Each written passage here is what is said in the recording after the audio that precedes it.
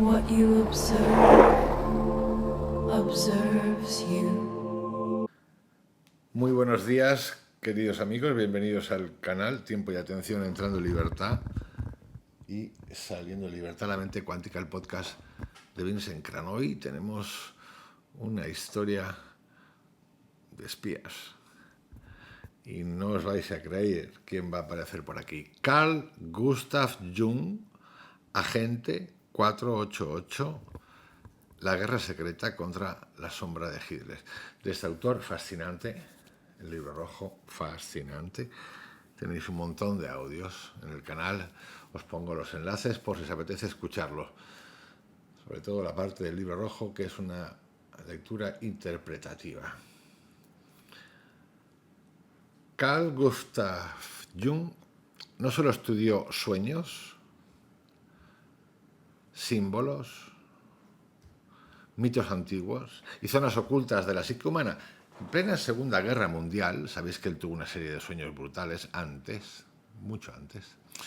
Mientras Europa se desangraba bajo el peso del nazismo, el hombre que había dedicado su vida a investigar la sombra terminó entrando en contacto con una de las redes de inteligencia más importantes del mundo aliado, lo que se conocía entonces como la OSS, la Oficina de Servicios Estratégicos de Estados Unidos, antecesora, es decir, la que había antes, de lo que más tarde sería la CIA.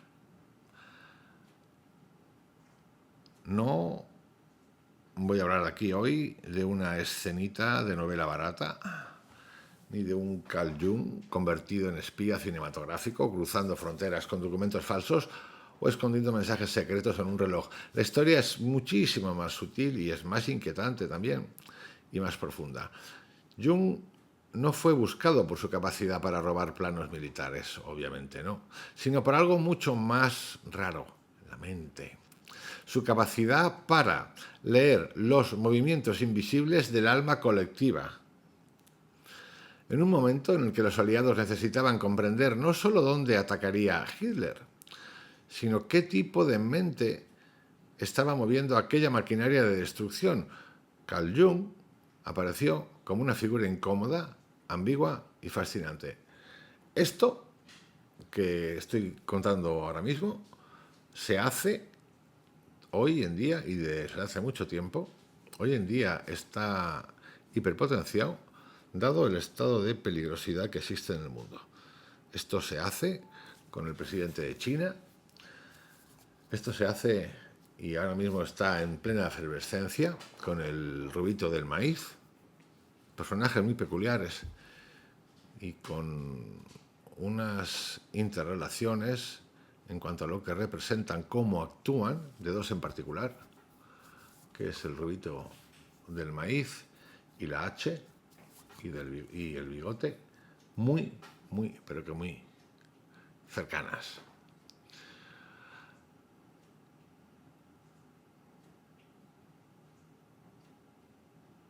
El dato, por sí solo, ya parece sacado de una grieta de la historia. Carl Jung habría colaborado con la inteligencia estadounidense bajo el nombre en clave de Agente 488. No es que hubiera, es que esto se sabe. Pero lo verdaderamente importante no es el número, ni el secreto, ni la anécdota. Lo importante es lo que eso revela. En medio de la guerra más devastadora del siglo XX, los servicios de inteligencia comprendieron que el conflicto no podía entenderse solo con mapas, tanques, fábricas, rutas ferroviarias y cifras de soldados. Había mucho más. Había una dimensión psicológica. Leer el libro Más y Poder de Elias Canetti. Simbólica, casi arquetípica.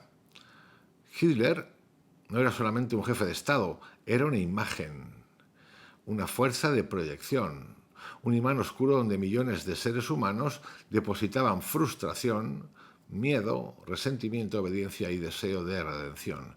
Y ahí Carl Jung era muy peligroso. ¿En qué sentido?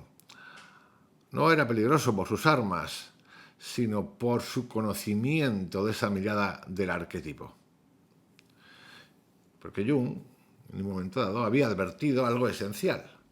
El ser humano moderno puede creerse racional, civilizado, ilustrado, protegido por la ciencia y por el progreso, pero debajo de esa capa fina siguen viviendo fuerzas antiguas, impulsos primitivos, imágenes tribales, dioses dormidos, hambre de pertenencia, necesidad de autoridad, miedo al caos y deseo de sacrificio. Creo que hoy en día estamos en uno de esos momentos. Sinceramente lo pienso. Cuando esas fuerzas no son reconocidas, no desaparecen, se acumulan, se deforman, buscan un rostro, buscan una bandera, buscan una voz que las nombre. Y cuando esa voz aparece, una sociedad entera puede creer que está despertando cuando en realidad está siendo poseída. Este será el centro del audio de hoy. Jung no fue importante para la guerra porque supiera más de estrategia que los generales. Fue importante porque entendía que una guerra no nace solamente de los despachos del poder, nace también en las imágenes internas de los pueblos. Nace en las humillaciones no elaboradas. Nace en los mitos que generan formas políticas. Nace en la sombra colectiva cuando una nación entera se niega a mirarse a sí misma. Por eso la historia no debe contarse como una curiosidad histórica, sino como una advertencia. Si reducimos el nazismo a la locura individual de Hitler, no entenderemos nada. Si creemos que todo ocurrió porque un hombre hipnotizó mágicamente a millones de personas, nos quedaremos en la superficie. La pregunta es otra. ¿Qué había allá dentro de la sociedad alemana? Este análisis de hoy lo podéis hacer extensivo a la actualidad, a un lugar específico, sinceramente, al del rubito del maíz. ¿Qué había ya dentro de la sociedad alemana para que esa voz pudiera ser escuchada como destino? ¿Qué resentimiento esperaba ser organizado? ¿Qué herida esperaba ser convertida en bandera? ¿Qué sombra colectiva necesitaba un líder que le diera permiso para salir a la luz sin sentirse culpable? Jung vio en Hitler algo más que un político, vio una figura cargada de fuerza arquetípica, un hombre que no hablaba únicamente desde una biografía personal, sino desde algo que parecía atravesarlo. Hitler en esa lectura no era solo el individuo Adolf Hitler, era una máscara histórica, un canal oscuro por el que una parte reprimida, humillada y exaltada de Alemania podía escucharse a sí misma. Y eso precisamente lo convertía en una amenaza tan profunda. Porque cuando una masa proyecta su sombra en un líder, ya no lo escucha como a un ser humano, lo escucha como a un destino. Y aquí es importante aportar algo más. Porque parece que surgió de la nada. No, no surgió de la nada. Surgió porque la población, en este caso, estaba hasta los mismísimos de algo.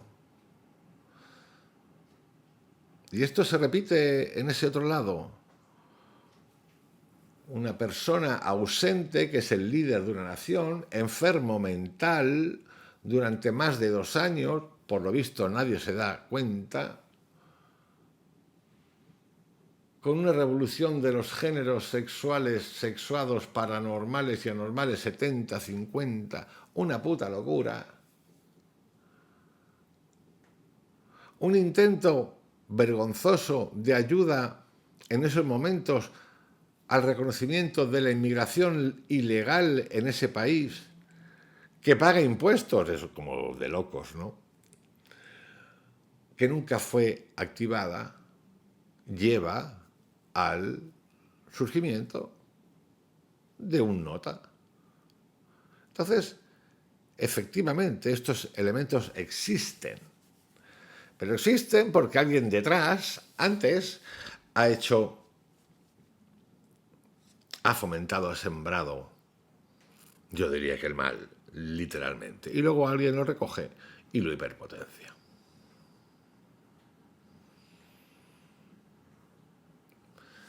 Para Jung, Hitler era una máscara histórica, un canal oscuro por el que una parte reprimida, humillada y exaltada de Alemania podía escucharse a sí misma. Y eso precisamente lo convertía en una amenaza tan profunda. Porque cuando una masa proyecta, repito, su sombra en un líder, Ya no lo escucha como un ser humano, lo escucha como a un destino. Aquí aparece una de las intuiciones más duras de Carl Jung. La sombra no desaparece porque una sociedad se declare civilizada. La sombra no se disuelve porque haya universidades, música clásica, industria, ciencia, filosofía y cultura. Alemania tenía todo eso. Y sin embargo descendió al abismo. Esta es una de las lecciones más brutales del siglo XX. La cultura no inmuniza automáticamente contra la barbarie. Es más, muchas veces está con la barbarie, fomenta la barbarie, lo disfraza. La inteligencia no basta. La sofisticación no basta. El progreso técnico puede convivir perfectamente con la regresión moral. Una nación puede construir laboratorios, autopistas, enviar cohetes, bibliotecas, colección de textos antiguos y al mismo tiempo entregar su alma a una mitología de sangre, de pureza, de obediencia y de exterminio. Y esta es la razón por la que este personaje, este autor, Carl Jung, y su trabajo con la OSS es tan relevante y a la vez seguramente a algunos os impactará decir no me lo puedo creer. Pues sí, créetelo. No es que te lo creas, es que fue.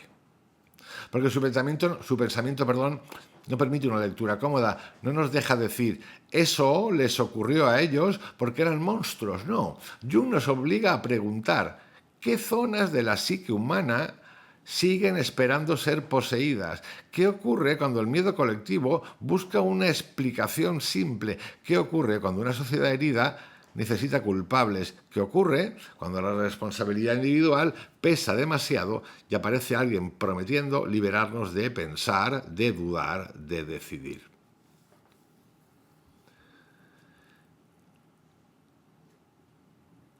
Jung no fue una figura pura,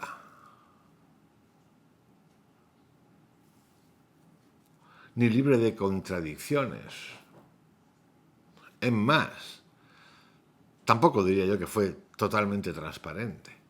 Su relación con el clima intelectual de los años 30 fue problemática. Sus palabras sobre los pueblos, los inconscientes nacionales y ciertas distinciones entre lo judío y lo ario han sido muy, pero que muy discutidas, criticadas y señaladas durante décadas.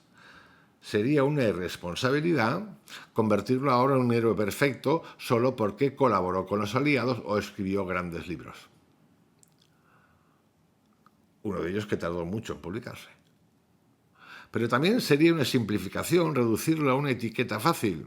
Jung pertenece a esa clase de figuras que existen y que exigen ser miradas con tensión, con luz y sombra, con lucidez y ceguera, genio e incomodidad, profundidad y ambigüedad. Y quizá por eso este tema es tan potente, porque no estamos hablando solamente de Jung analizando a Hitler. Estamos hablando de Jung, de Carl Jung, enfrentándose en algún modo a la manifestación histórica de aquello que él mismo había estudiado, la sombra, la posesión colectiva, el retorno de los dioses antiguos, el peligro de los símbolos cuando dejan de ser comprendidos y pasan a gobernar desde abajo. La Segunda Guerra Mundial suele contarse como una guerra de ejércitos, ideologías, naciones, pactos, invasiones y batallas, pero también fue una guerra psicológica, una guerra de propaganda, una guerra de imágenes que marcó de hecho propagandísticamente el futuro del que tenemos hoy. Una guerra de imágenes, una guerra por la mente de los pueblos. Y en esa guerra Carl Jung representaba una clase distinta de inteligencia, no la inteligencia que pregunta solamente ¿cuántas divisiones tiene el enemigo?, sino la inteligencia que pregunta ¿qué mito está obedeciendo el enemigo? ¿Qué imagen lo posee? ¿Qué herida lo alimenta? ¿Qué sueño colectivo lo empuja hacia la destrucción? Ese es el verdadero misterio de Carl Jung como agente 488. Un psiquiatra suizo rodeado de símbolos, de sueños, de pacientes, de cartas, de rumores, contactos y análisis, intentando descifrar algo que todavía hoy nos incomoda. ¿Cómo una civilización entera puede caer bajo el hechizo de su propia sombra? Y quizá la pregunta, y de hecho la voy a soltar ya y andaremos en ella. No sea qué vio Carl Jung en Hitler. Quizá la pregunta más profunda sea otra. ¿Qué vio Carl Jung en nosotros, en el ser humano? Suiza. Durante la Segunda Guerra Mundial no fue simplemente un país neutral rodeado por un incendio europeo. Fue una especie de cámara silenciosa donde se cruzaban mensajes, huidas, rumores, negociaciones, diplomáticos, espías, banqueros, refugiados, agentes dobles, dinero, oro y fragmentos de información que podían cambiar el curso de la guerra. Mientras los grandes ejércitos se movían sobre el mapa visible de Europa, en Suiza se movía otro mapa, el mapa invisible de la inteligencia. Este debate es fundamental para entender por qué Jung podía convertirse en una figura útil para los aliados. Jung vivía en Suiza, estaba en una posición geográfica y simbólica muy particular, cerca del mundo alemán, pero fuera del dominio directo del Reich. Próximo a la cultura, que estaba siendo devorada por el nazismo, pero protegido por la neutralidad suiza. Suficientemente conectado con círculos intelectuales, médicos y políticos como para recibir ecos, confidencias y señales de lo que ocurría al otro lado de la frontera. Suiza era en ese sentido un lugar extraño, aparentemente inmóvil, pero atravesado por corrientes subterráneas. Sigue siéndolo hoy en día. Desde fuera podía parecer un refugio ordenado, casi apartado de la guerra, pero por dentro era un punto de observación privilegiado. Allí se escuchaban conversaciones que no podían decirse en Berlín. Allí llegaban personas que huían. Allí circulaban informes, temores, hipótesis sobre la salud mental de Hitler, rumores sobre las fracturas internas del régimen y señales de que la maquinaria nazi, aunque feroz, no era invulnerable. En 1942, y aquí empezamos el desarrollo de cómo lo conectan, cómo contactan, Allen Dulles llegó a Berna para dirigir la oficina de la OSS en Suiza, lo que hoy en día es la CIA. Su misión era sencilla, tenía que mirar hacia el interior de la Alemania nazi desde un país neutral, reunir información, establecer contactos y comprender qué estaba ocurriendo realmente detrás de la propaganda. Dulles necesitaba datos, sí, pero también necesitaba interpretación, porque una guerra no se gana solo sabiendo dónde están los soldados.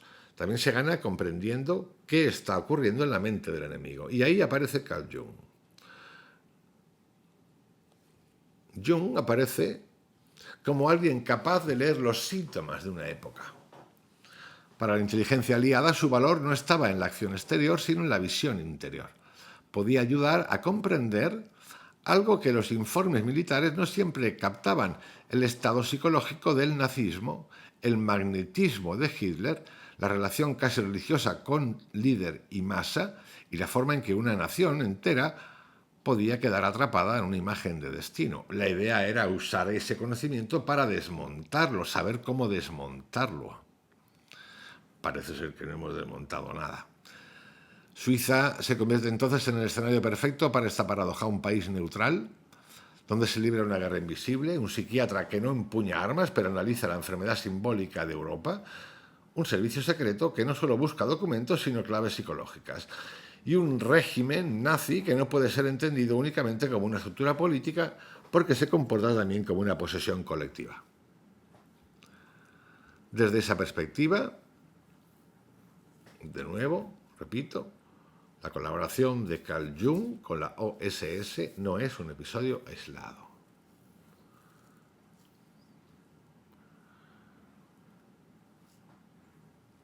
Por eso no importa Suiza tanto como parece, porque el personaje tiene tal calibre y magnitud que supera lo que representa y sigue representando ese país en la actualidad. Lo que es importante es que desde allí Jung disponía del laboratorio silencioso desde el cual podía observarse una Europa partida en dos. Los nazis viajaban a Suiza también. La Europa visible de las fronteras y la Europa invisible de las fuerzas psíquicas que estaban empujando a millones de personas hacia el abismo. Si algo tiene Jung de fascinante es su capacidad para leer la sombra. Allen Dulles no llegó a Suiza para contemplar la guerra desde lejos. Tenía una misión. Llegó para abrir una ventana secreta hacia el interior del Reich. Desde Berna, en una Europa vigilada, rota y atravesada por sospechas, Dulles tenía que escuchar lo que no aparecía en las comunicaciones oficiales. Fisuras dentro del régimen nazi, movimientos de resistencia, contactos discretos, señales de agotamiento, rumores sobre Hitler, tensiones entre generales, diplomáticos y jerarcas. Su trabajo consistía en reunir información, pero también en distinguir qué información tenía verdadero valor. Y en ese punto algo aparece como clave. La inteligencia no consiste en acumular datos, consiste en comprenderlos. Un informe puede decir que un líder ha tomado una decisión, pero otra clase de inteligencia pregunta: ¿desde qué estado mental ha tomado esa decisión? ¿Qué rodea ese estado mental? ¿Qué lógica emocional simbólica o delirante está empujando ese movimiento? Preguntar esto hoy en día en el mundo del señor del maíz, del rubito del maíz. La OSS, en aquel momento, era una organización joven, experimental, menos rígida que las estructuras tradicionales de la inteligencia actual. No estaba formado únicamente por militares de carrera, también integraba abogados, académicos, diplomáticos, periodistas, expertos en propaganda, analistas culturales y personas capaces de leer la guerra desde ángulos no convencionales. En cierto modo, la guerra moderna obligaba a inventar una nueva forma de mirar. No bastaba con saber dónde estaba el enemigo. Había que entender cómo pensaba, cómo se justificaba, cómo se imaginaba a sí mismo. Jung Cal aquí era muy valioso.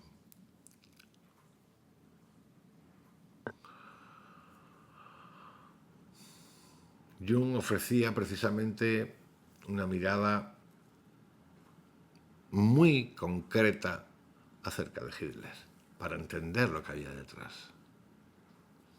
¿Por qué? Porque había pasado décadas estudiando símbolos, arquetipos, sueños, delirios, terapias, imágenes religiosas, mitologías antiguas y patrones colectivos de la psique. Para él los pueblos no eran solamente conjuntos de individuos racionales, también podían ser poseídos por imágenes. Podían quedar atrapados en fuerzas psíquicas que no comprendían, podían creer que estaban actuando por voluntad propia cuando en realidad obedecían a una corriente más profunda. La inteligencia psicológica nace en ese cruce, cuando los servicios secretos comprenden que no basta con vigilar fronteras, sino que hay que buscar más. En Hitler, Jung veía precisamente una forma extrema de identificación con una imagen. Hitler no parecía simplemente gobernar un movimiento, lo poseía. Paroxismo a tope. Paroxismo.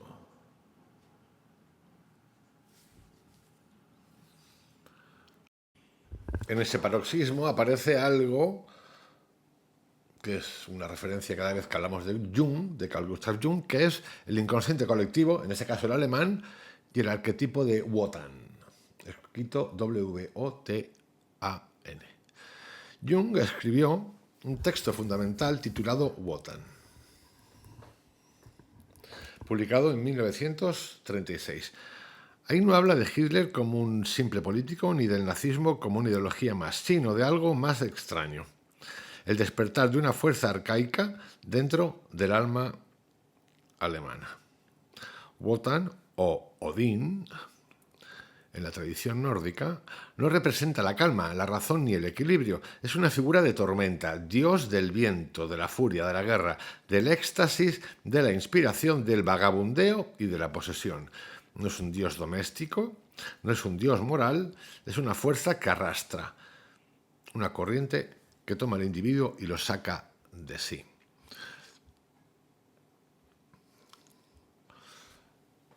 Hace un rato, el rubito del maíz ha vuelto a sufrir otro de esas cosas que te persiguen los que tienen pistolitas y te quieren liquidar. Este audio de hoy tiene tanto de actualidad, tanto de locura, tanto de ese paroxismo tan recurrente en la historia del mundo, que si no fuera por la gravedad de los hechos, sería la ópera bufa más grande jamás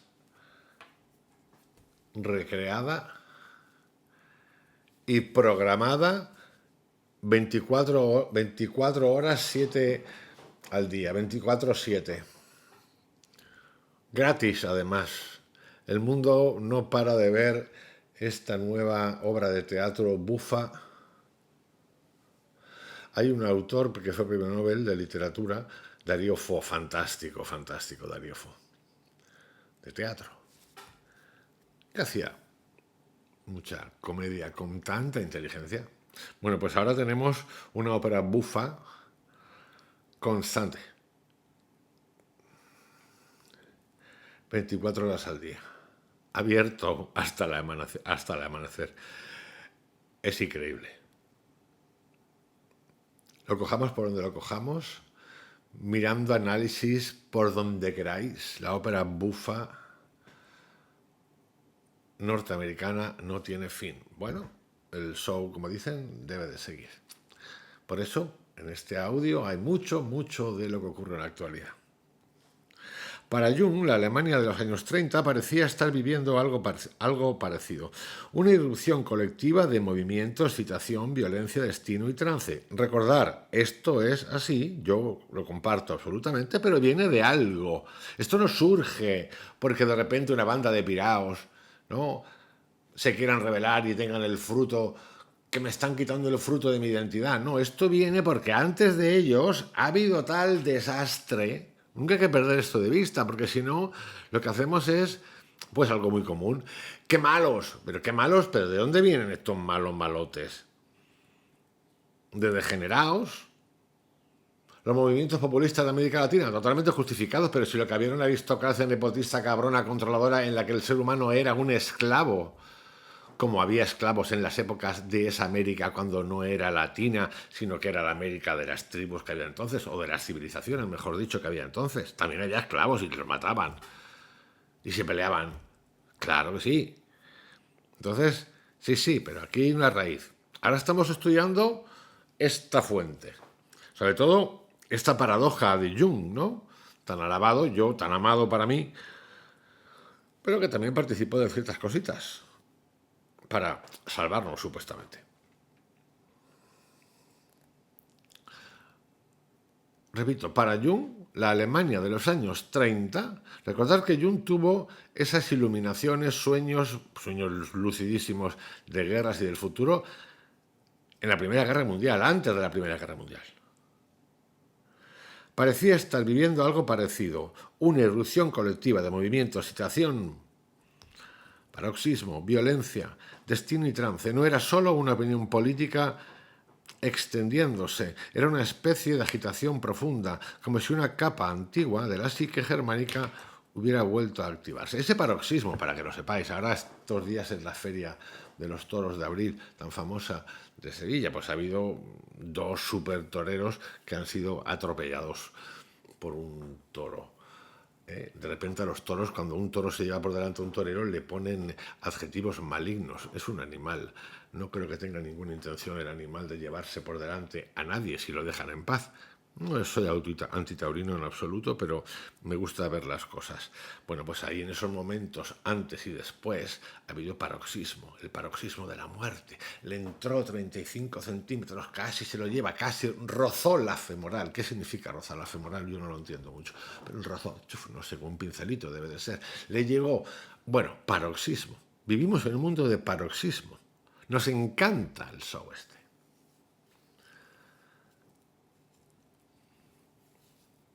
Por mucha cultura que haya detrás, por supuesto, uno puede crear cultura hasta del mal.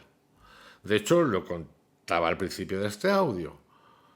Lo cuenta Jung. No es suficiente con el conocimiento, la cultura, la información, la ingeniería, la ciencia, el desarrollo. No, desde esos lugares salen estas animalias.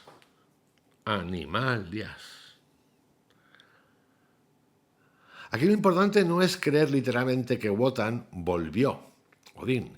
Jung no está haciendo teología pagana, está usando el mito como lenguaje psicológico. Dice en el fondo que los pueblos también tienen imágenes antiguas enterradas dentro de su historia y que esas imágenes pueden despertar cuando una sociedad atraviesa una crisis.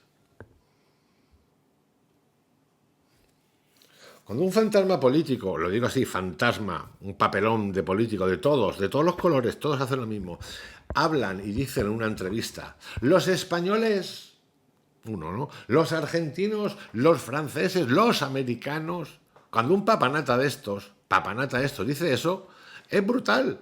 Y nosotros no lo creemos, porque, o sea, los 50 millones de españoles, los 40 millones de los que sean de argentinos, los 280 millones de norteamericanos hablan por la voz de este papanata, de la ideología que sea. Nos están usando. Y eso en momentos de crisis y necesidad, y de urgencia, y de invasión, pues funciona que te cagas. Pero que te cagas. Ya lo expliqué antes. Todos los países en algún momento hemos sido inmigrantes. Es decir, que nos hemos ido de nuestro país porque era literalmente un saco de corrupción, de amoralidad y de esclavitud a otros. Los españoles nos fuimos a América Latina, a Venezuela, a Argentina, incluso a Estados Unidos, a tantos otros. Nos fuimos a México también. Bastantes. Nos fuimos. Y al revés. Lo que ocurre es que con el tiempo y estas paranoias, por ejemplo, que tiene mucho la Unión Europea, hay cosas que no se entienden. Yo no las entiendo. Si un 15% de la población de Venezuela se escapa de su país, se va de su país, se fuga de su país, porque es invivible producto de ese populismo que todavía existe todavía. Por ejemplo, os cuento una anécdota. El detenido, capturado, arrebatado Maduro, que está detenido en Estados Unidos, resulta que el gobierno venezolano le está pagando, está haciendo uso de los fondos públicos de Venezuela, la Venezuela que ha tomado el robito del maíz, para pagarse a sus abogados. Es como de locos. Bueno, pero es que estamos en el circo. Entonces, cuando ocurren estas cosas, la pregunta es, joder, movimiento migratorio brutal, producto de necesidad, ¿vale? ¿Y quién le mete mano a este? ¿Al que ha provocado eso? ¿Nadie? Entonces, de repente, Europa, en este caso, o en otros momentos, fueron otros países, se convierten como, que hijos de puta, que fascistas. Pero ¿cómo que fascistas, cabrón? Pero vamos a ver, ¿no? Por ejemplo, tanto islámico, tanto musulmán, de repente los musulmanes son muy distintos en sus culturas, sobre todo con la mujer, con el resto de la cultura occidental, que incluye, la cultura occidental incluye el cristianismo, el catolicismo, pero muy distinto. Tú no te vas, de repente, yo qué sé, 10 millones de alemanes se van a vivir a Marruecos o a Argelia, van de turismo, o Arabia Saudita y les dejan poner ahí iglesias, no. Legales, ilegales, la Virgen, pero no. Entonces, vamos a ver, ¿qué tiene que ver una cosa con otra? ¿Qué tiene que ver una cosa con otra? ¿No? Ahora en España están legalizando, por lo visto, a 2 millones en los que entran de todo, o sea, una locura política de un pirao, otro pirao, que quiere llevarse todo para adelante, que no entiende nadie. Y esto ocurre aquí y ha ocurrido en los otros países también. Cuando ocurren estas cosas, que parece que no tienen importancia, surgen después movimientos como esto que estoy explicando hoy, el rubito del maíz, el comunismo depravado, asesino que sigue matando, populista, no populista, la China controladora en silencio total, qué bien, ¿no? Jeffrey Sachs hablaba el otro día que es que este no se cae ni bajo el agua, que dice cosas interesantísimas, pero de repente, oye, chico, yo lo escuché y digo, joder, creo que los ayatolas de Irán son todos buenísimos, qué maravilla que nos vamos de excursión, vámonos todos para allá. China es una pasada de gestión y solo son los hijos de puta estos europeos, nazis, bueno, nazis, israelitas, que sí, que todo esto que estás contando de quién está moviendo esta guerra, esta movida, es Occidente, ¿de acuerdo? Por intereses, por lo que tú quieras, ¿de acuerdo? Pero que Irán es una teocracia asesina y que ha fomentado el terrorismo, vamos, es que no lo sé, ¿qué te cuesta? No sé, algo le cuesta. Y que China no es una democracia, pero claro, como tú estás este paseo cada 2 por 3 cobrando 20.000, 30.000 pavos cada vez que abres la boca, pues ¿cómo no vas a hablar? Pero parece ser que esto cuesta mucho, porque tiene que haber un malo siempre y un buenísimo, y no es así. No es así, nunca ha sido así.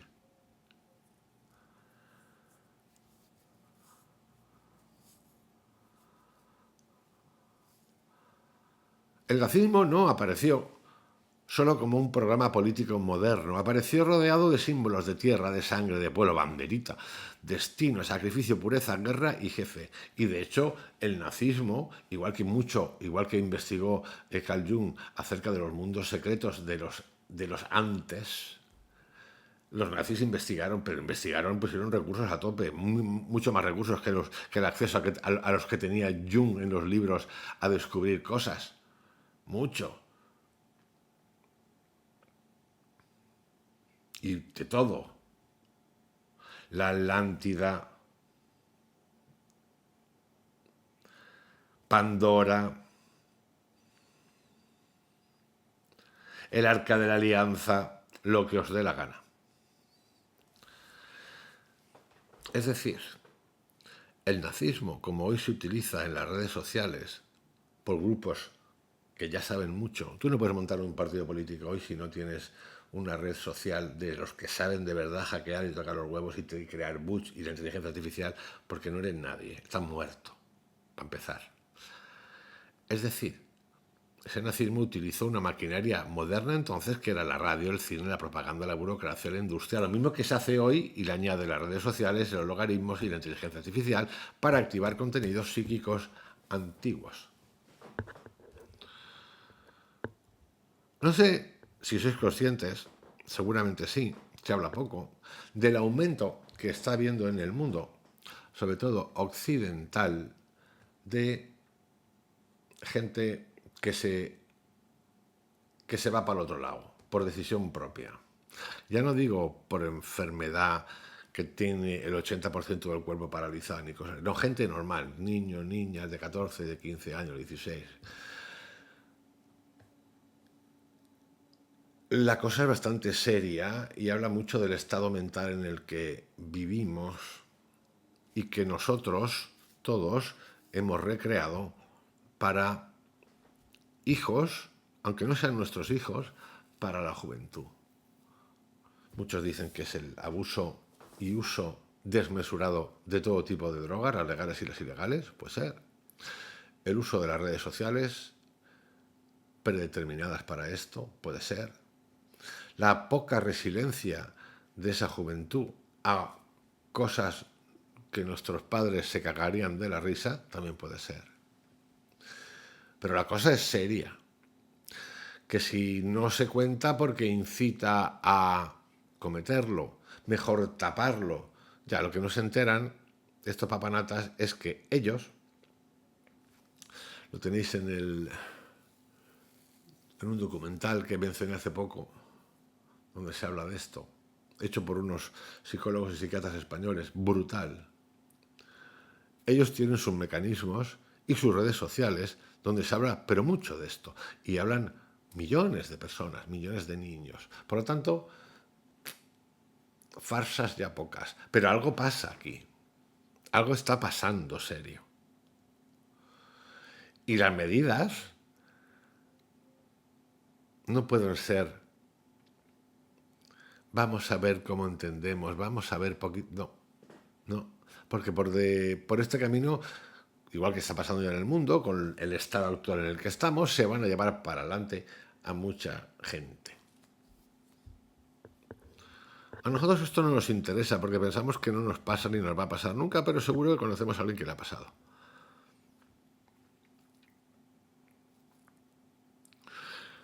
Jung descubre y deja claro, descubre como destapa, que la modernidad no elimina el mito. puede ponerlo a trabajar, puede vestirlo de uniforme, puede darle altavoces, desfiles, arquitectura, leyes, tecnología y lenguaje científico. Una sociedad puede creer que ha dejado atrás lo arcaico, pero lo arcaico puede regresar usando los instrumentos más modernos. Wotan, para Carl Jung, era el nombre simbólico de ese regreso. No era una superstición, ni un dios caminando por Alemania, sino una imagen para decir: cuando una fuerza colectiva antigua despierta sin conciencia, puede poseer a millones de personas bajo una apariencia política. La sombra, la herida convertida en enemigo. Este punto trata del mecanismo por el cual una herida colectiva se convierte en política. Después de la Primera Guerra Mundial, Alemania no solo perdió una guerra, quedó humillada, empobrecida, fragmentada. La deuda que tenía que pagar era brutal. Bueno, la deuda que pagaba lo que provocaba es que el país no creciera bajo ningún aspecto, era imposible. Y obviamente, producto de ese exceso que se mandaron, se pasaron también apretándole las tuercas. Lo estoy resumiendo en plan así como básico, básico A, B, nos vamos de excursión. Y claro, por esto con los huevos el orgullo nacional. Pues sí, te lo tocan. Es fácil, basta que te toquen y te quiten y ya está. La derrota, el Tratado de Versalles, la inflación, el desempleo y la inestabilidad social generaron un clima interno muy peligroso. Pero una herida por sí sola no conduce necesariamente al horror. Depende de qué hace una sociedad con esa herida. Una sociedad puede mirar su dolor, asumir responsabilidad, reconstruirse y aprender. O puede hacer otra cosa, buscar un culpable absoluto. Y ahí nace la sombra política. La sombra política aparece cuando una comunidad no soporta su propia fractura y la coloca fuera. Todo lo que no quiere reconocer de sí misma, es decir, fracaso, debilidad, miedo, decadencia, corrupción, impotencia, lo proyecta sobre otro grupo. Ese otro grupo deja de ser una persona o comunidad real y se convierte en el símbolo del mal. Hannah Arendt. Podéis leerla. Este mecanismo es clave. Antes de destruir físicamente a alguien, primero hay que destruir su imagen. Primero se le convierte en amenaza, luego en contaminación y luego en enemigo, luego en obstáculo y finalmente en algo que parece legítimo eliminar. La política de la sombra siempre necesita una figura sobre la que descargar el dolor. No busca comprender la herida. Busca expulsarla. Por eso es tan adictiva. Nosotros somos así también. Nosotros siempre buscamos fuera la solución. Es lo mismo, en pequeñito, micro, macro. Comprender exige madurez. Culpar produce alivio inmediato. En el nazismo esa operación llegó a una forma extrema. La herida alemana fue reorganizada en torno a una narrativa de traición, decadencia y enemigo interno. El dolor dejó de ser una pregunta y se convirtió en acusación. La frustración dejó de ser un problema histórico y se convirtió en misión de purificación.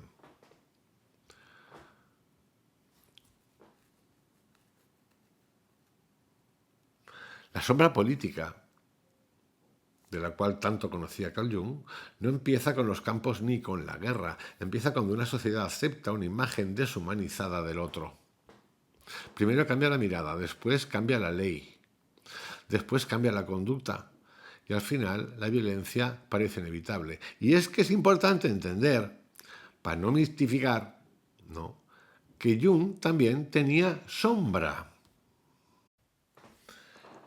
Entramos ahora a la sombra, que también, como normal y como normalidad y como común, tenía Jung. Porque de Jung en realidad solo hablamos de que magnífico era, que lo era, en sus análisis, descubrimientos y sobre todo para mí en el Libro Rojo.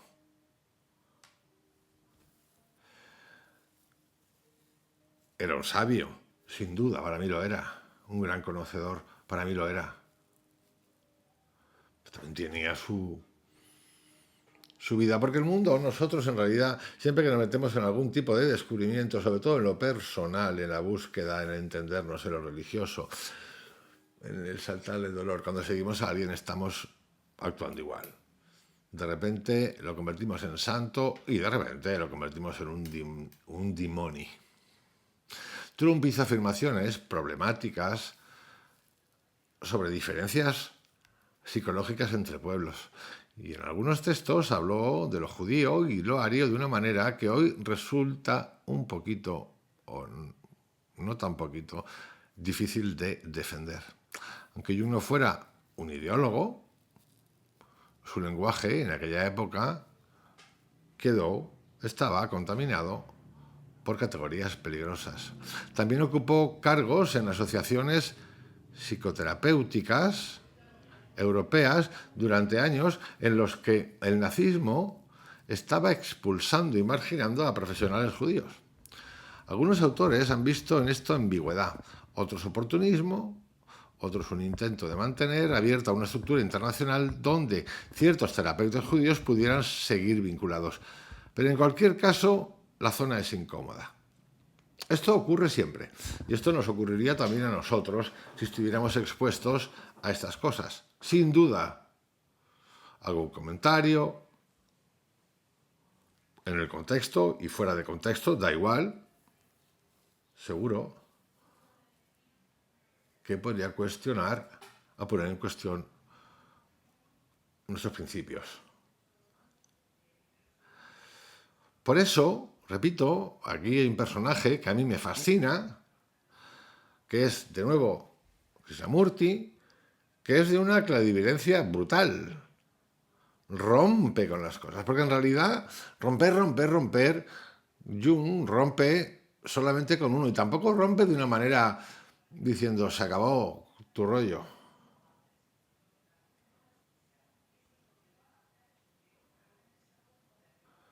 Esa ruptura era con Freud, que este era el divo de los divos, literalmente divo de los divos, que magnífico era Freud, pero era un divo de los divos. Y cuando uno está en circuitos de poder, el poder es muy goloso, y el poder de repente se hace complejo.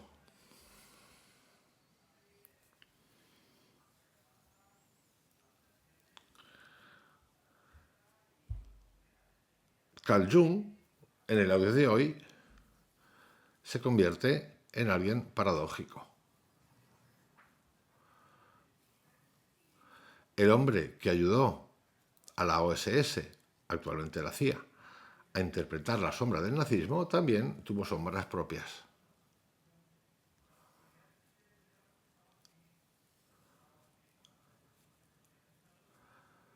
Comprender la oscuridad no significa estar libre de ella. Por eso en el canal digo tantas veces, tú puedes ser un chamán, curar lo que tú quieras y ser un cabrón. Sí, claro. Y contar cosas y muchas veces hacer las contrarias. Sí, el ser humano somos así. Por eso hay que tener cierta capacidad de entender que todos tenemos nuestra sombra, llámese como se llame, y lo de deificar, que eres la gran ayuda de mi vida, eres mi guía. Escucha, ni guía, ni cojones, ni nada. El único guía aquí que lo sepas eres tú.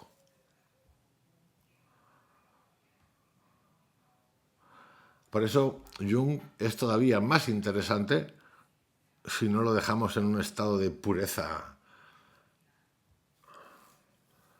virginalis. Su valor no es y no está en ser perfecto, que no lo era, como nosotros no lo somos. Nosotros somos. Lo de perfecto, esto lo podemos hasta dejar apartadito, porque significa que hay una regla anterior que marca a alguien que dice que es perfecto y que no es perfecto. Está en obligarnos a mirar una verdad más dura. Incluso quienes ven profundamente pueden estar parcialmente ciegos. Y este punto que viene es importante porque Vamos a entrar en la psicología de la propaganda y la rendición. ¿Cómo se rompe psicológicamente la identificación entre un pueblo y su líder? Ya os digo que muy complicado, que romperlo no se rompe y que en masa no se rompe. Solo el individuo, lo individual, tiene esa capacidad para modificar eso. Cuando la guerra empezó a girar contra Alemania, el problema para los aliados no era solamente avanzar militarmente, también había que debilitar la unión emocional entre Hitler y el pueblo alemán. Mientras Hitler fuera percibido como la encarnación de Alemania, cualquier ataque contra él podía ser vivido como ataque contra la nación entera. Por eso la propaganda aliada necesitaba hacer una operación muy precisa, separar dos imágenes que el régimen había unido artificialmente. Una cosa era Alemania, el país, el Estado, y otra cosa era Hitler. Una cosa era la supervivencia del pueblo alemán, otra cosa era el destino personal del Führer. Esa separación era fundamental. Si los alemanes seguían creyendo que abandonar a Hitler era traicionar a Alemania, cosa que se vio constantemente en el juicio de Nuremberg, era brutal, eso fue brutal, eso es un tratado que en realidad, eso debería explicarse en los colegios, pero así, pero como una clase de las más importantes que existen, sinceramente, como tratado psicológico de principios, ¿qué es la ideología? Sí, bueno, falta un Nuremberg comunista, nunca lo ha habido, por cierto, ni creo que lo haya. Pero para que veáis el estado de locura en el que vive el mundo y de cómo interpretamos, voy a hacer una paradita para contaros algo acerca de las interpretaciones de las cosas. Hace poco, el secretario del señor del maíz, el de defensa, que ahora lo ha convertido en ministerio de la guerra, parece ser que ahí están rodeados ahora mismo de una parafernalia bíblica tremendista, que a la más mínima están utilizando la Biblia para refrendar cosas y acciones. Y resulta que se marcó el tipo, es muy bueno esto, pero es muy bueno lo que voy a contar, que ha contado Mario Biglino, que eso sí que es bueno, de verdad. Y utilizó una cita de Ezequiel, no me acuerdo si era 25:13 o algo así, que en realidad la sacó de la película de Pulp Fiction, de Tarantino, literalmente, y le cambió los nombres, utilizó ese relato bíblico, lo modificó, lo cambió y le puso nombres como a la operación que habían sacado al soldado que se había caído en Irán. Bueno, una cosa de risa, porque este país es un país de risa. Y entonces, en un análisis que hace Mario Berlino, lúcido, yo de verdad os lo digo, es que lo adoro. Dice, vamos a ver una cosa, porque aquí hay varios niveles que ver. Primero, están utilizando un texto bíblico del Antiguo Testamento para, que viene que ni al pelo, porque está lleno de esas cosas, para apoyarse en un Dios único, monoteísta, para justificar lo que hacen contra otros. Pero esto no es lo chungo. Y lo chungo, nadie dice chungo, lo digo yo, no es que reinterpretara, no sabemos si porque no sabía leer o porque alguien se lo dio, y utilizara el texto de Tarantino en esa película, para modificar la cosa, sino que, y aquí viene lo bueno, Tarantino dice, no hay ninguna diferencia entre eso que ha hecho ese señor y las lecturas que se hacen de ese libro de Ezequiel, porque de los 2000 y pico o 3000 trataditos que tiene Ezequiel, se sabe que eso estuvo escrito durante 200 años y que por lo menos ahí intervinieron, por lo menos, dice Mario Biglino, 3 personas, y se sabe y se confirma, está confirmado, que de todos esos 3000, solo 125 pueden ser atribuidos a Ezequiel.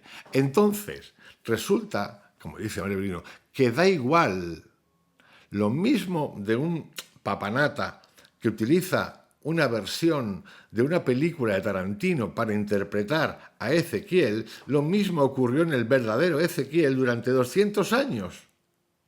Nadie sabe, palabras de Mario Biglino, quién escribió la Biblia.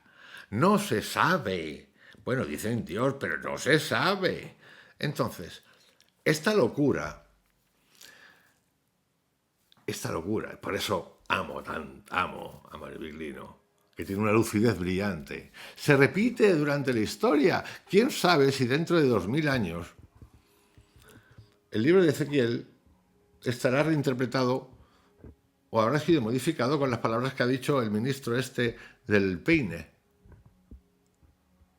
Porque ya se ha hecho antes. Se ha hecho constantemente. La identidad, la oscuridad, la propaganda, constante, constante. Lo contaba el otro día, o lo conté aquí, si no recuerdo mal, creo que aquí.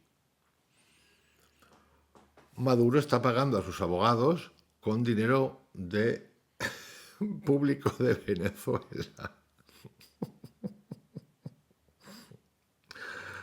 Es como la risa.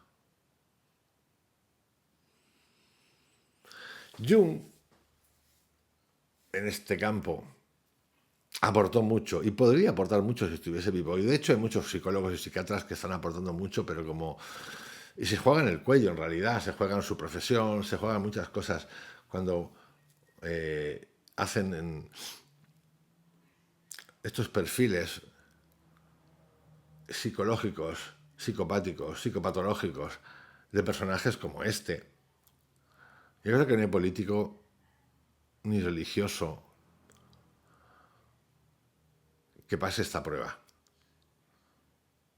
Ninguno. Y tampoco líderes de corporaciones. Ninguno pasa. Sin embargo, son los que marcan las pautas de qué es lo correcto y qué es no lo correcto. De todas las ideologías, digo. Un líder totalitario no quiere ser visto como administrador del poder. No le interesa eso, sino como símbolo de una misión. Su fuerza depende de que el pueblo no lo perciba como un hombre separado, sino como la forma visible de su propio destino.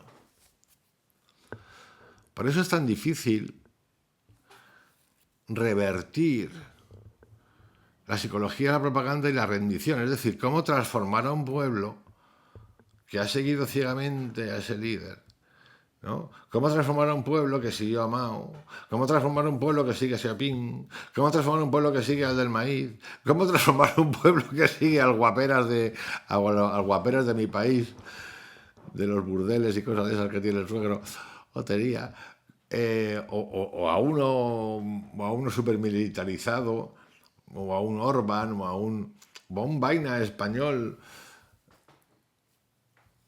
que está más preocupado de las mangas, cómo le están y de estar delgadito y que representa la derecha centrista, o de uno que va a caballo por el monte conquistando campos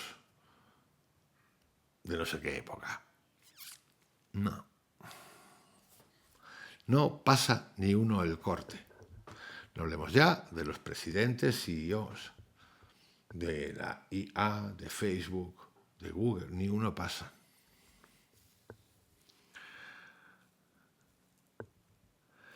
¿Qué nos enseña saber? Como veréis, es de lo que menos se habla. Seguramente casi ninguno habréis oído alguna vez que Carl Jung trabajó para la OSS. Es más, había dos hermanos, Tull, el que conoció en Suiza, y otro más. Esos fueron luego capos en su país, vamos, de los servicios secretos, entre otras cosas.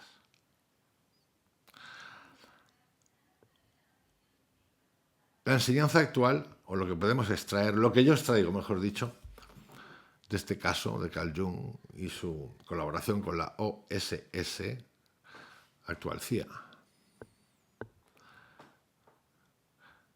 es lo que nos revela. En una guerra moderna no basta con estudiar armas, fronteras y recursos, hay que estudiar imágenes, emociones y relatos. Esto ya ha ocurrido incluso cuando no hay guerra. Esto se produce constantemente, diariamente, cotidianamente, desde hace ya 20 años. Y ahora está en una fase súper espeluznantemente rápida y de velocidad, de captación. Es la economía de la atención, sinceramente. Esto ya se estudia y que a partir de ese estudio y todos esos datos se nos puede diseñar y rediseñar. Hoy las masas, que somos todos, no se forman solo en plazas y en desfiles. Se forman también en pantallas, en redes comunidades digitales, en burbujas ideológicas y narrativas repetidas miles de veces. Una imagen puede propagarse más rápido que un discurso. Una emoción puede organizar a millones antes de que haya una reflexión verdadera. La lección del caso Jung OSS es que las elecciones, las sociedades, no solo son manipuladas como mentiras y con mentiras, también son manipuladas con heridas reales. Es el peligro. Ese es el peligro. La propaganda más eficaz no inventa todo eso desde cero. Toma un dolor auténtico, lo simplifica, lo dirige contra un enemigo y lo convierte en identidad. Pero además de los que nosotros vemos que están fomentando esto, lo de la IA es un escándalo. Lo de la IA es un escándalo. Constantemente ya ha salido, se ha hecho público el peligro, pero tenemos todavía a una banda de sátrapas que crecen a la sombra de estos personajes que son verdaderamente, esto sí que es demoníaco, de verdad, haciendo propaganda de esto. Tenemos a un artista que es un tal John Hernández con un canal de la IA increíblemente conocido que se dedica a pasarse por el mundo ahora contando porque se dedica a investigar mucho y todas estas cosas, sabe mucho, que de repente le entra el pánico porque descubre que han encontrado mizo, pero sigue y dándole y esto va a cambiar y me voy a quitar trabajadores y porque esto se puede gestionar. Estos son los soldados de plomo de toda esta gran mentira. Y sí, fuera de eso, pueden ser amigos. Qué buen trabajo hace. No, perdón, buen trabajo hace, no. Nadie quiere modificar esta mierda porque se ha convertido en un recurso, sobre todo para algunos, de gestión, captación de la atención, hacer dinero a expuertas, convertirse en evangelizadores del control.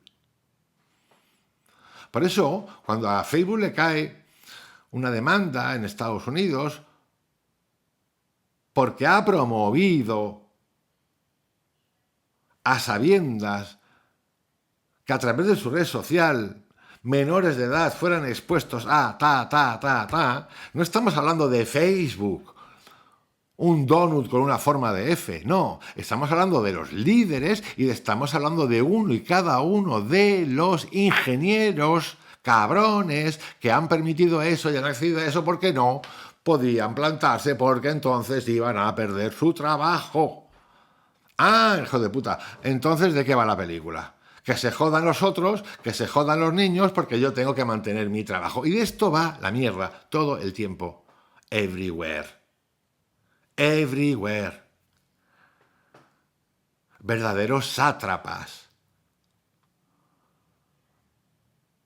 No es la empresa. Entonces, hasta que no haya, que no va a haber, así de claro, tipos como Krishnamurti que desmonten un rollo, hasta que no aparezca un vicepresidente, que no puede aparecer porque se lo cargarían hoy en día. Krishnamurti era otra época, pero hoy te liquidan, porque te liquidan.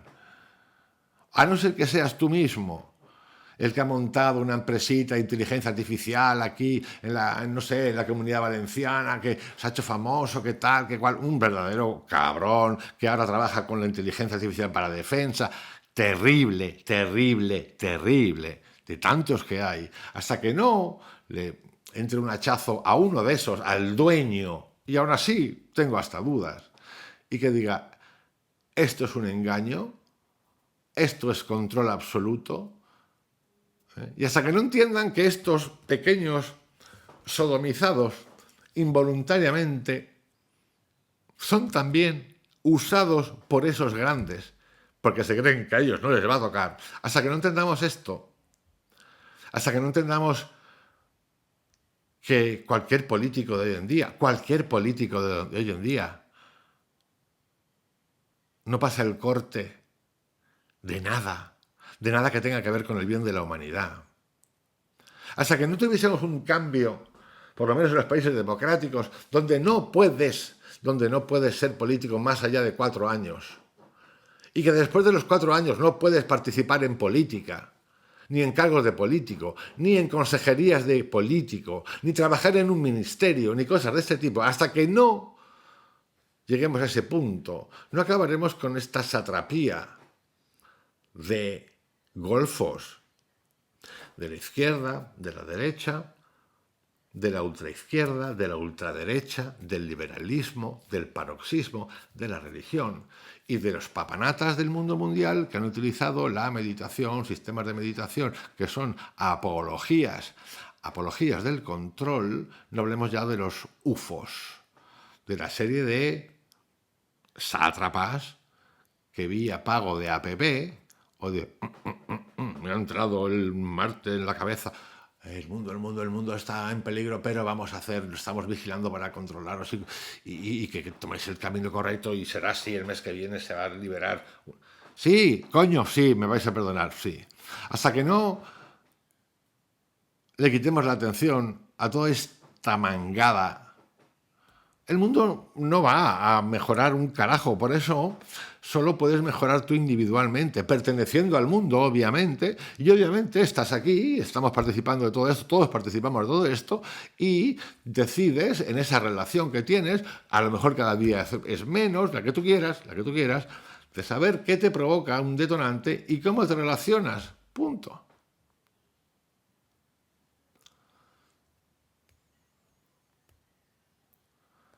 Punto.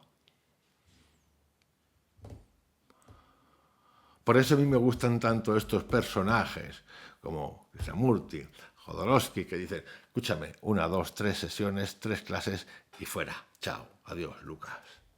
Adiós, Lucas. Adiós, Lucas. ¿Qué quieres? Tanto idealizar, tanto mitificar, tanto...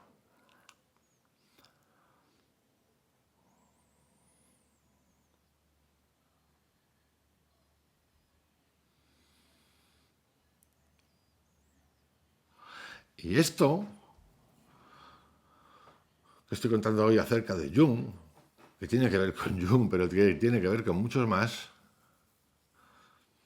es importante para entender la sociedad en la que estamos, el momento en el que estamos, que el borreguismo es absoluto a todos los niveles, y que nosotros en realidad no queremos cambiar nada. Queremos que lo demás cambie. Nos prostituimos a diario. Y además hemos perdido la capacidad de ser resilientes. Y además, hoy en día, la cosa es mucho más compleja, porque para defender, imagínate que te da por levantarte, montar, empezar a decir no más esto, hoy en día necesitas las redes sociales. Y las redes sociales están controladas. Por lo tanto, mi comienzo, ante una posible idea de este tipo, debe de nacer ya mal parido. Es decir, cuando le aplico la atención, que es la conciencia,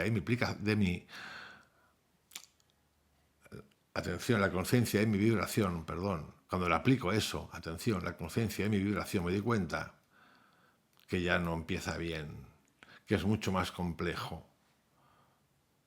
Por eso el trabajo es personal. Por eso cada vez que se ha montado una revolución de cualquier tipo acaba peor. Bueno, peor o bien jodida, como la anterior, excepto algunos espacios de tiempo. Nada más. Nada más.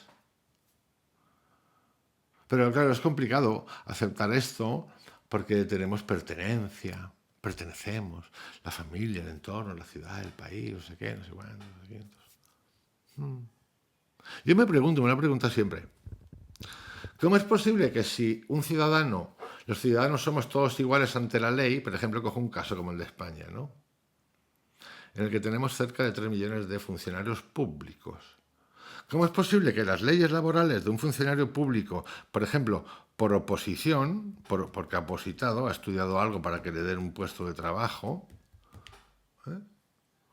y luego están los que no han estudiado oposición, pero que se les da sin ser funcionario público de carrera, sino, bueno, funcionario público de carrera puede ser un ujier, el que abre una puerta, hace un examen y pasa así, mil cosas, ¿eh? Hay muchos niveles. Tiene unos derechos laborales distintos de la empresa privada. Entonces dice, pero ¿cómo es posible esto?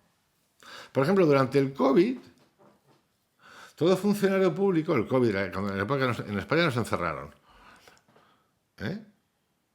Pero mucho tiempo además, pues no se le permitía a la gente trabajar, excepto en algunos sectores. Bueno, pues los funcionarios públicos, ellos cobraron todos los meses lo que tenían que cobrar. Es más, preservaron sus vacaciones. Oye, me parece fantástico. También se estresaron y cosas de ese tipo. A ver, los que trabajaban en la sanidad fue una puta locura. Pero todos los otros que no trabajan en la sanidad, ¿no? No perdieron nada. Bueno, igual perdieron familiares, producto de esto. Pero no hablo de eso. No se preocuparon de no cobrar. Y cobraron. ¿Y qué pasó con todos los demás?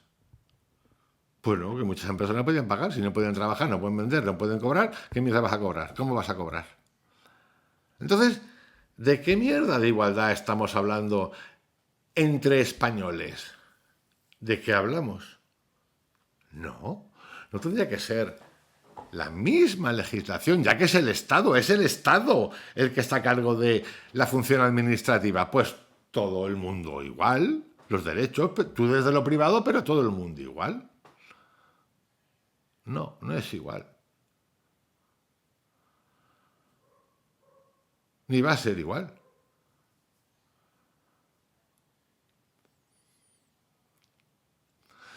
Atención, conciencia de tu vibración, movimiento de la energía y el silencio. Y sí, y antes o después, pues ser conscientes de qué estoy haciendo. Es complicado, seguramente ninguno pasamos el corte, pero el que no pasemos el corte no quiere decir que no lo preguntemos.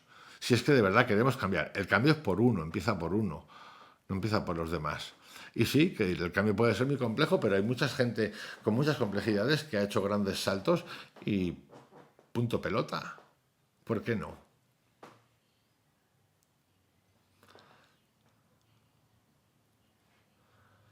Sí.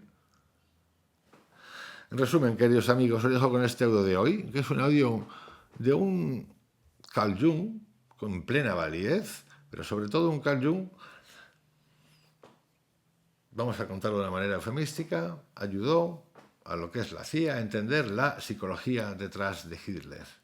Por extensión, ya lo han hecho también muchos psiquiatras, hay un libro especial de unos, creo que son 100 psiquiatras estadounidenses, si no recuerdo mal, no me acuerdo el título del libro, que han estudiado algunos elementos políticos, en especial a uno de ahora, en el que está ahora, con unas explicaciones que son que mejor casi no leer. Entender que todos podemos tener una sombra, que tenemos que medir, que el ciudadano siempre ha tenido el poder a través de la elección y que si, por ejemplo, en un país como el mío, en cualquier país, la gente decidiéramos no votar ante unas elecciones, que supusiese que de todos los que votan en España votan una media del 75%, 80%, o sea, vota mucha gente, y que se fuese al 20%, sería una hostia de nivel galáctico. Eso solamente ese hecho, solamente el hecho de no votar, o que el voto de la población fuera solo el 20%, el 30%, significaría un fracaso que podría permitirnos algunas cosas. Pero con lo mismo es saliendo de las iglesias, saliendo de las mezquitas, saliendo del gurú que te promete el oro y el moro y el mantra y pagar y pagar y pagar y pagar y pagar para la promesa. La aplicación que te conecta con los UFOs, focaliza, tengo una mirada láser. Es bastante sencillo, pero no.